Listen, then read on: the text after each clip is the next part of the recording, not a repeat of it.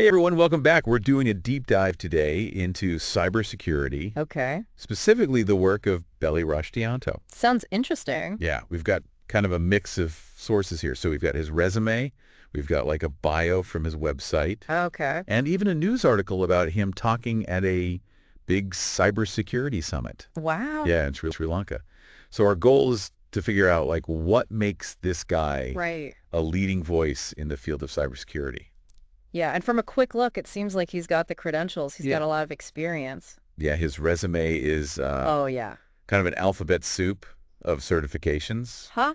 CPENT, LPT, CEHCHII. It goes on and on. Yeah, you're not kidding. And these are some of the, Yeah, biggest certs in the industry. So each of those represents a exact. different area of expertise. So, for example, a CPENT, that's a Certified Penetration Testing Professional. Right. Those are the ethical hackers that companies hire to find vulnerabilities Oh, interesting. before the bad guys do. Yeah, that Yeah. makes sense.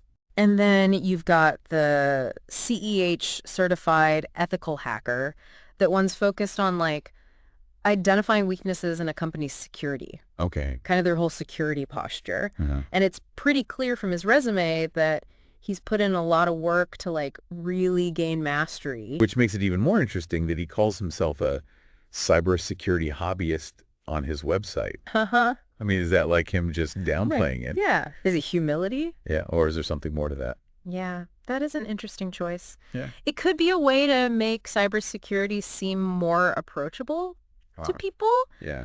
because cybersecurity can sound really intimidating to a Totally. lot of people. Yeah, Maybe he's trying to bring more people into the field. that's a good point. Or maybe he just loves it. Yeah, maybe he is just really passionate about it. And Yeah. I mean, he has been doing this for over 30 years, Wow.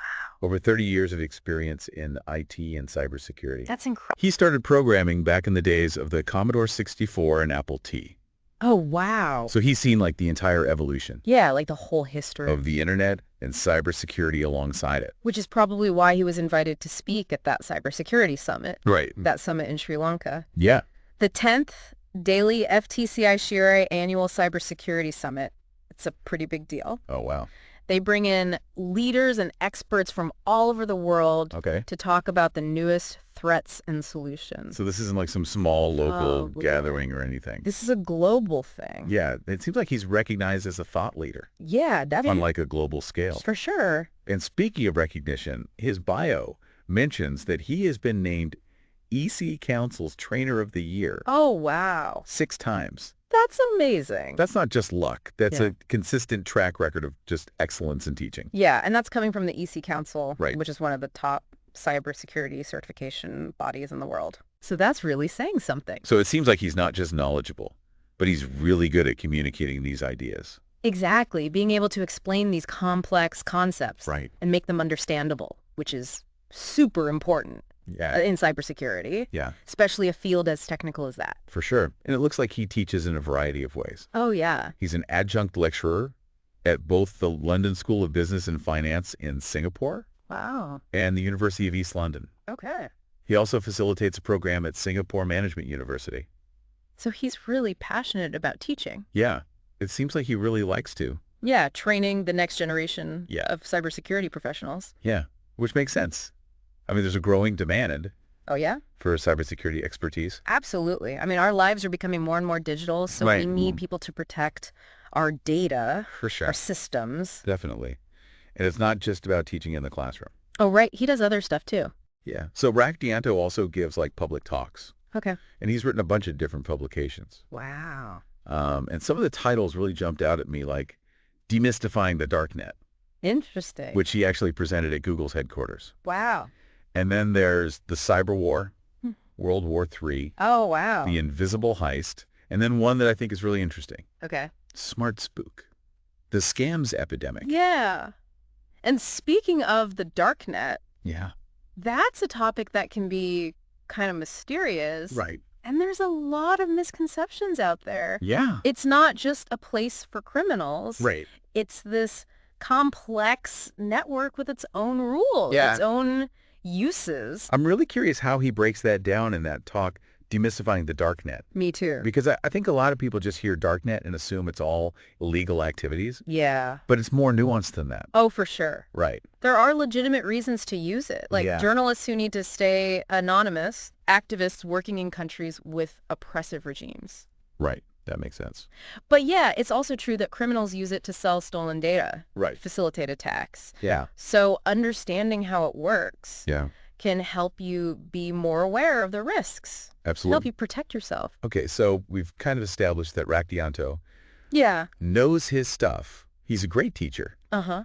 Clearly not afraid to talk about complex Right. or controversial topics. Yeah. But before we go any further, let's take a look at that Smart Spook publication. Yeah, that sounds interesting. Because scams are becoming more sophisticated Oh, yeah. these days. That's for sure. And that's an area I think where his understanding of both the technical Uh-huh. and the psychological aspects of cybersecurity Right. really comes into play. Yeah, absolutely. So in Smart Spook, Rachdianto kind of lays out Yeah. this evolution of phishing, and it's Yeah. pretty crazy stuff.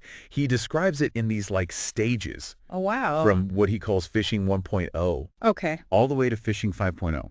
Okay. It's kind of chilling when you think about it. Yeah. So these stages are like Maybe mirroring how technology has changed Yeah, and how much we rely on the digital world. exactly. So phishing 1.0, that was back in the day. Right. Those Nigerian prince emails Yeah, with all the typos and stuff. Uh-huh.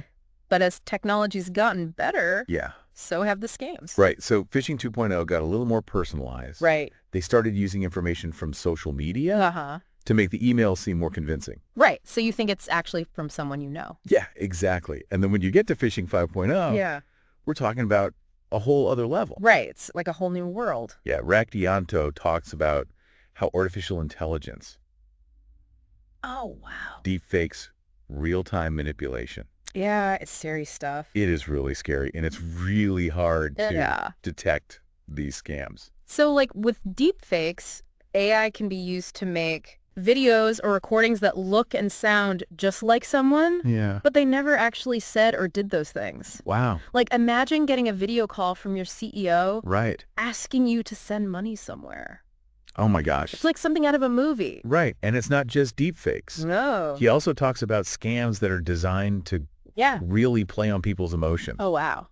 like pig butchering What's that? and romance scams. Oh, yeah. I've heard of those. So with pig butchering, it's like the scammer builds a relationship Okay. with the victim over a long period of time, Oh, wow. often through online dating Right. or social media. So they gain their trust. Yeah, they're like fattening them up Oh, that's awful. with promises of love and friendship, Uh-huh. and then they convince them to invest in some fake scheme. And then they take all their money. Yeah, and then disappear. That's so mean. It's really sad. And those romance scams aren't new, Yeah, but they yeah. seem like they're everywhere now. Yeah, I feel like they're more common than ever. Well, the internet makes it so easy for these scammers Right. to connect with people all over the world. Yeah, and their tactics are getting more sophisticated. Oh, yeah. They make these fake profiles, steal Mhm. photos. They're really good storytellers. Wow. And it all builds up to them getting your money. It's a good reminder that while technology can be great for connecting with people, Yeah. it can also be used to deceive and manipulate. Exactly. So how do we protect ourselves with these scams getting so advanced? That's a good question. Yeah. Is education enough? Well, education is a good first step, Okay. but it's not enough on its own. We need to be more proactive. Right. Rachdianto talks about a multi-layered defense. Go- So it's not just technology, it's awareness and being really careful. Okay. So on the technical side, I guess that means Yeah. strong passwords, Right. multi-factor authentication when we can. Yeah. Keeping our software up to date. Mm-hmm. Being careful about links and downloads. Yeah. Exactly. It's about making it as hard as possible for them Oh, yeah. to get your information or Right. to mess with your devices. Okay. And then what about the psychological side of things?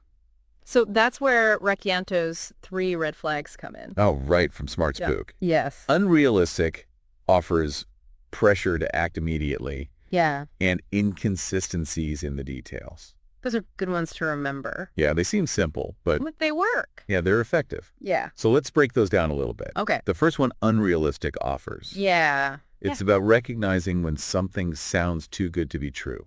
Right, because scammers will use like Right. promises of easy money or huge discounts. Yeah, or like exclusive opportunities. Things you can't get anywhere else. Right. To try to get you to act quickly. So we have to really engage our common sense. Exactly. Like, does this really make sense? Is this realistic? Yeah. Don't get caught up in the excitement. Mm-hmm. Take your time, do some research, and trust your gut. That's good advice. If something feels off, it probably is.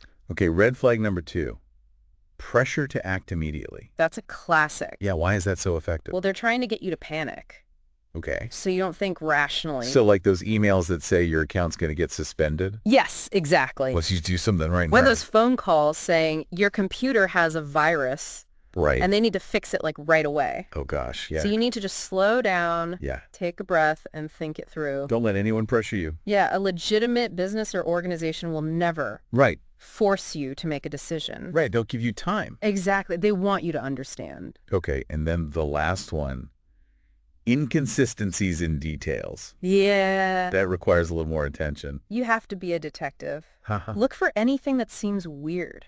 Okay. Misspellings, bad grammar, strange email addresses, Okay. or URLs, inconsistencies in the logos.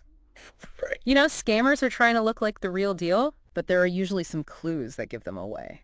Okay, so it's about slowing down and verifying everything Yeah, exactly. before we click or download anything. Don't be afraid to ask questions or reach out to the company directly. Yeah, to confirm that it's real. Exactly. Better safe than sorry. This really highlights that we all have to take responsibility Oh, yeah. for our own cybersecurity. We can't just rely on others. But it's also about helping each other out. Yeah, if you see a scam or something suspicious, Yeah, tell your friends, family, colleagues. right. Spread the word.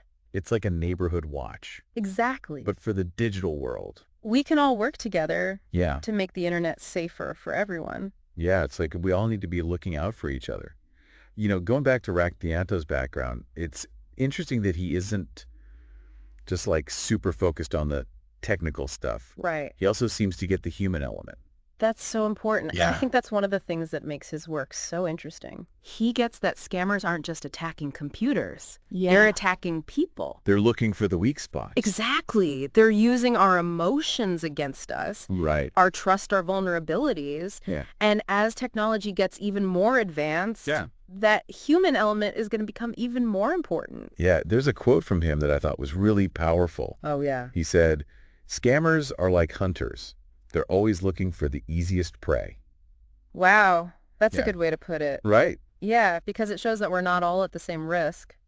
Right. But Scammers will usually go after people who Right. are more likely to fall for their tricks. like people who aren't as familiar with technology Exactly. or people who are just more trusting, Yeah, or people who are going through a tough time. right, when they're more vulnerable. Yeah, exactly. So it's not just about knowing the scams. Right. It's also about knowing why you might be vulnerable to them. Okay, so we need to be self-aware. Uh-huh. We need to think critically. Be a little skeptical and question things. That's good advice for life in general. It really is. It's not just online. And the more we learn about how scammers work, Right.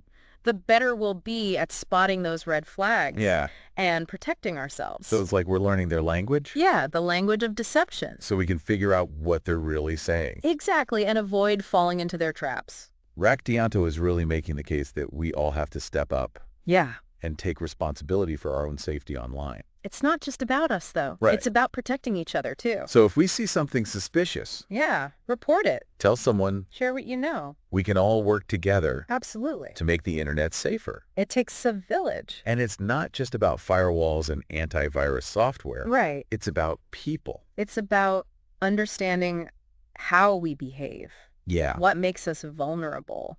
Our psychology. Exactly, and learning how to be safe and responsible. Yeah. So knowledge is power. The more we know about these threats, the tactics, the psychology, How prepared we'll be. yeah, we can protect ourselves and the people we care about. And remember, things are always changing. Right. So we have to keep learning. Stay up to date. Yeah, and be ready to adapt. Be flexible. Because the bad guys are always coming up with new tricks.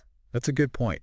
So stay curious, stay vigilant. Don't let your guard down. Keep those critical thinking skills sharp. It's like a muscle, you have to keep exercising it. So that's it for our deep dive into the work of Billy Rachdianto. That was fascinating. Yeah, it really was. And the crazy world of cybersecurity. There's always something new to learn. Thanks for joining us. It was great being here. We hope you learned something new. Yeah, hopefully you feel a little more empowered. Stay safe out there in the digital world. Until next time.